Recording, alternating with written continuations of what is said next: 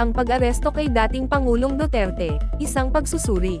Noong March 11, 2025, naaresto si dating Pangulong Rodrigo Duterte sa Ninoy Aquino International Airport, NAIA, nang bumalik siya mula sa Hong Kong. Ang pag-aresto, na ginawa ng mga opisyal ng Philippine National Police, PNP, ay batay sa isang warrant mula sa International Criminal Court, ICC, na nag-aakusa sa kanya ng mga krimen laban sa sangkatauhan. Ang pangyayaring ito ay isang malaking hakbang sa matagal ng investigasyon sa mga umano'y paglabag sa karapatang pantao ni Duterte noong siya ay Pangulo.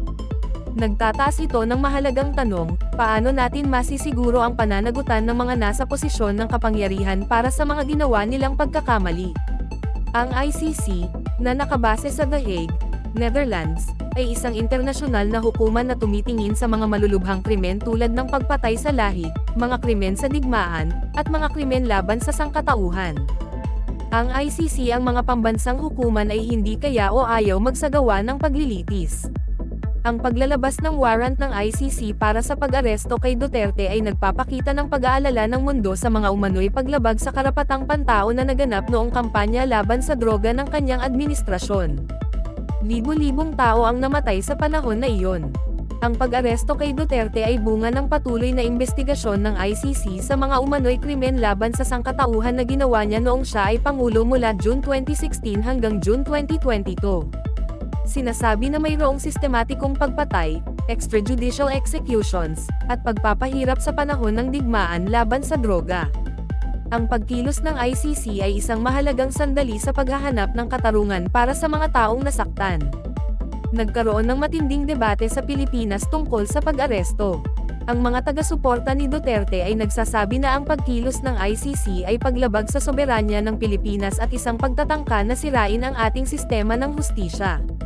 Sa kabilang banda, ang mga tagapagtaguyod ng karapatang pantao at ang mga naapektuhan ng digmaan laban sa droga ay nagpuri sa pag-aresto bilang isang hakbang patungo sa katarungan at pananagutan.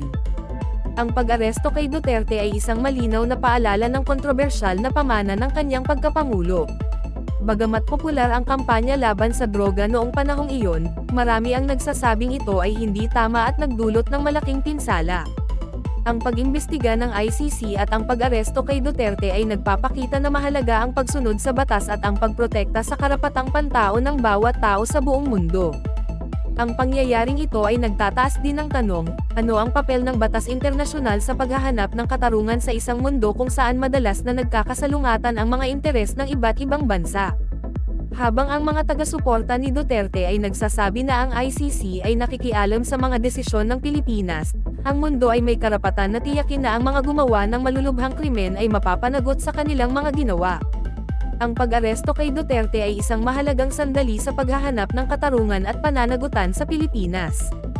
Hindi natin alam kung paano maaapektuhan ng pangyayaring ito ang kinabukasan ng bansa, ngunit ito ay isang paalala na dapat nating pahalagahan at ipagtanggol ang karapatang pantao ng bawat isa. Ang mga implikasyon ng pangyayaring ito ay umaabot sa buong mundo, nagpapakita na dapat nating panagutin ang mga gumawa ng krimen, anuman ang kanilang posisyon o kapangyarihan.